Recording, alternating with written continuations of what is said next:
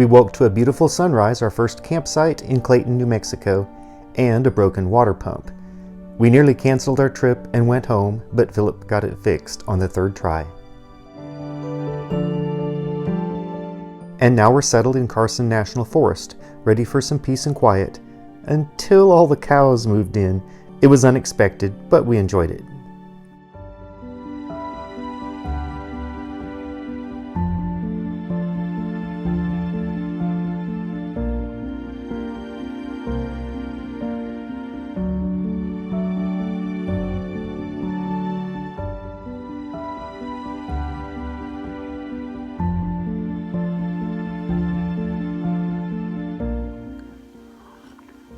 Out in the forest, 52 degrees, this is the way to spend summer.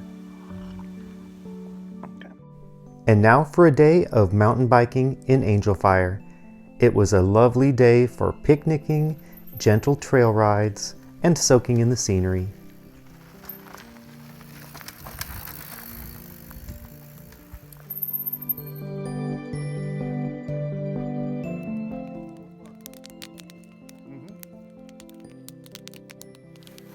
How about you?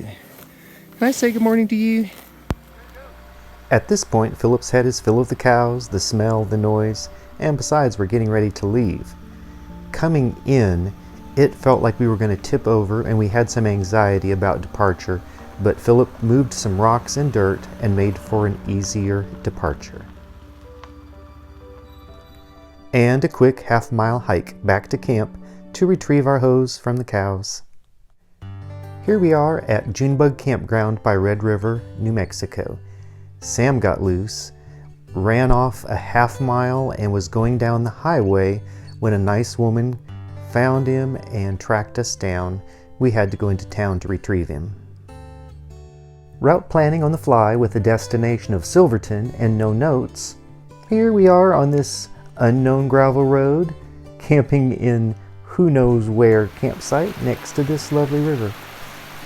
We'll never be able to find it again, but we had a great time there.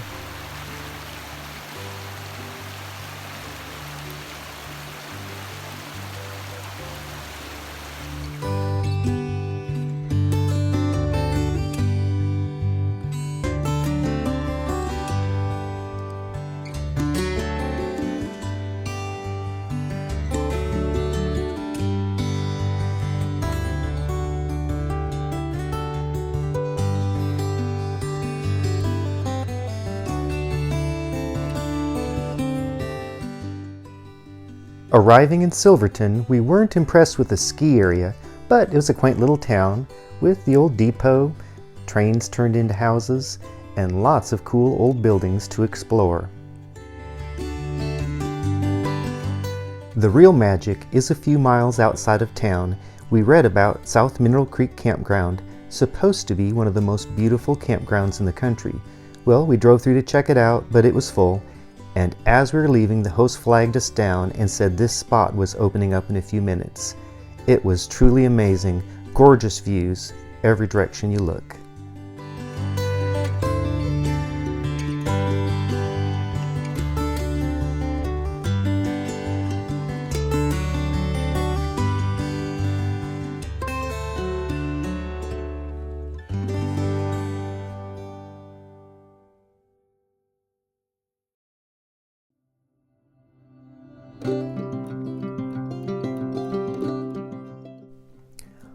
All day long, the parking lot is full of people hiking up to beautiful Ice Lake. Well, we looked at the sign and saw how far the hike was, and we decided we'll just go ahead and hike in the low ground so we can take our cocktails with us. Ooh.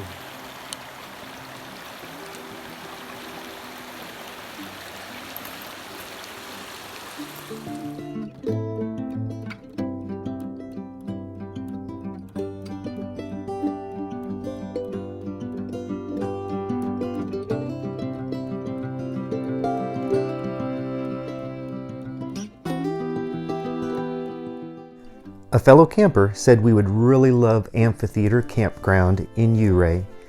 He said it's always full, so we took off super early in the morning, taking in the jaw-dropping views around every curve of the $1 Million Highway.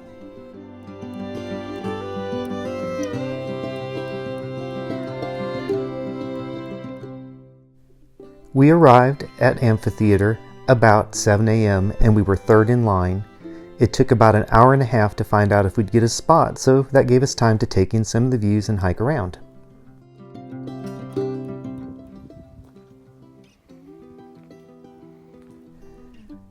We ended up in a great spot, all to ourselves, away from the other campers.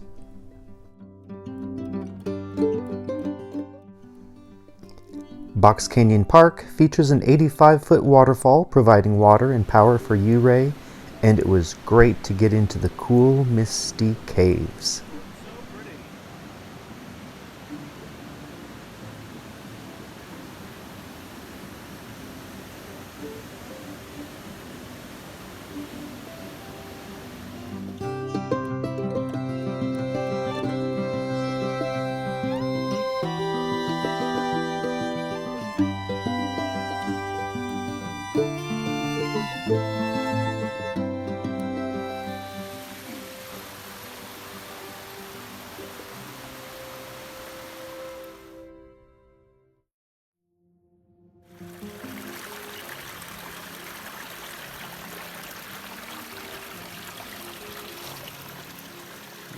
So smooth. I'd say this is like glacial. This trail is aptly named Baby Bathtubs.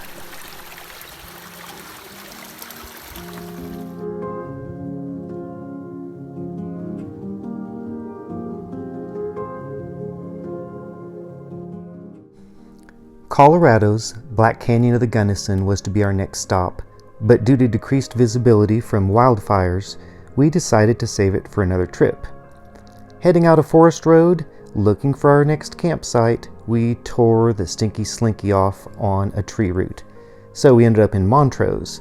Not an attractive campsite, but we had access to stores and power and nice showers, and we were able to plan our next campground at Silverjack Reservoir. Here we are taking another one of these crazy windy gravel roads out to a forest campground. It's real smoky in the distance over there, and hopefully we are driving out of it for some of this.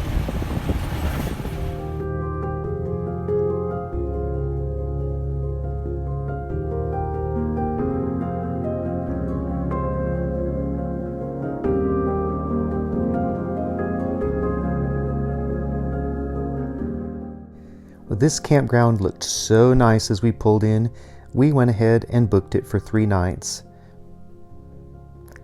I spotted a cool tire cover on an arriving trailer. As I introduced myself and complimented her handiwork, we quickly became friends with 4 other couples that were staying there the same time as us. It became a time of new friends and happy memories.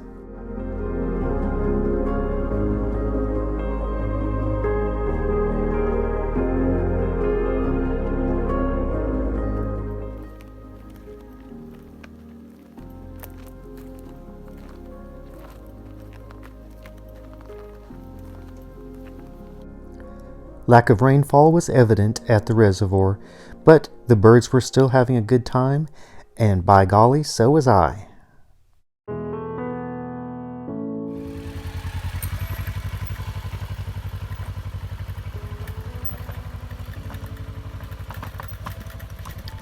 Sometimes the road gets a little rough. I'll hop off and let Philip ride without me. This was the pathway down to Rowdy Lake.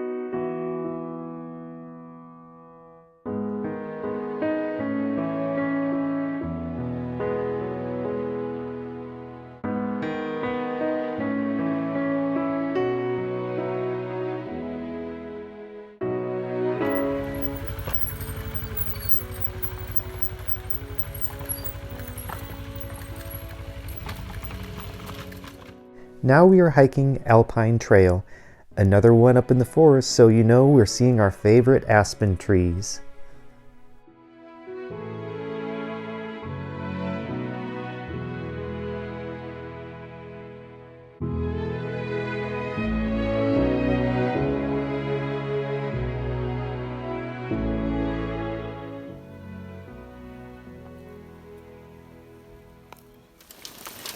And now it is sunshine and blue skies and hail.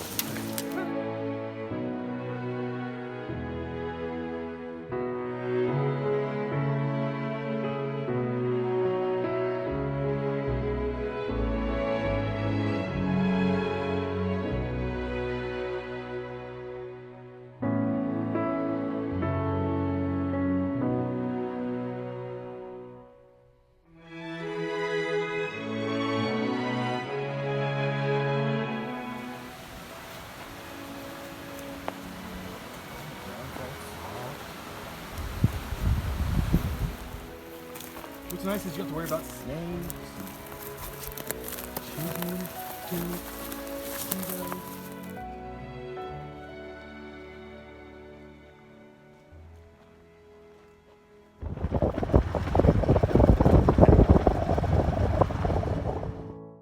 Yule Gibbons says many parts are edible, but here he's gathering resin for us to burn later at home.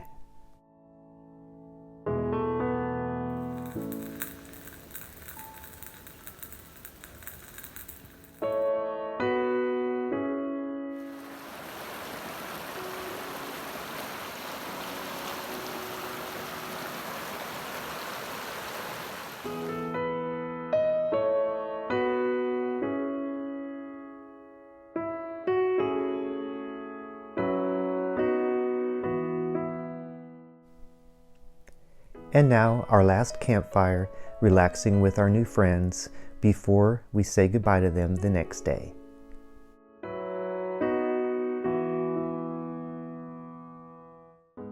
We depart Silverjack happy and relaxed and on to our next destination. Since the smoke had cleared, our friend said we really must see the Black Canyon of the Gunnison, as it's truly remarkable and we would be missing out.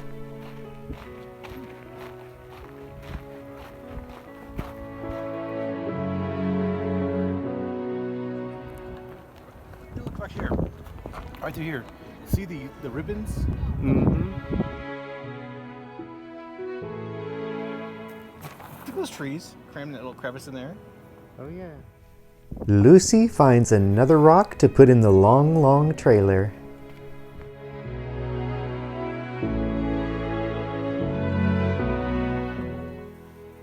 Getting down is always harder than getting up. There we go.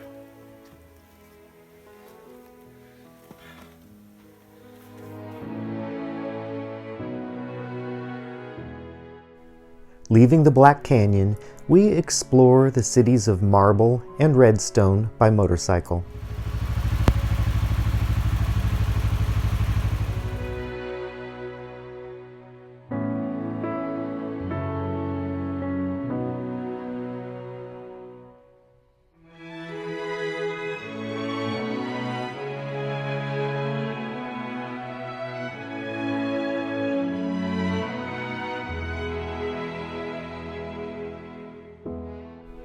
Redstone was a charming little town with history from the coal mines, beautiful wildflowers of Colorado, of course, a nice little church that we went through, and colorful shops.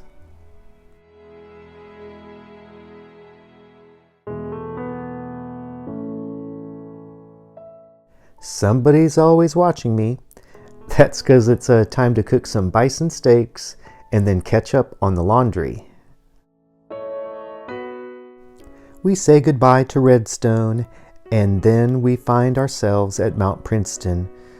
Once again, a lovely campground, but it was full, and driving through, we were flagged down, and someone gave us a spot right next to the river.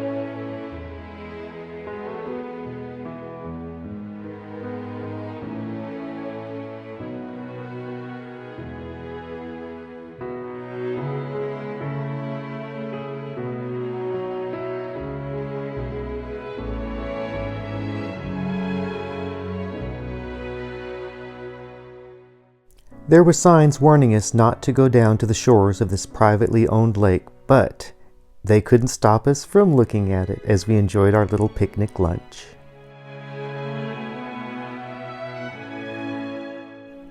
Philip is filling our jugs with purified water as we get ready to have our last night at Mount Princeton.